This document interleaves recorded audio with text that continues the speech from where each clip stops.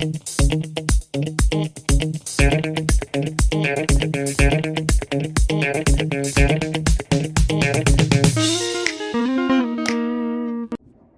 there, it's me again.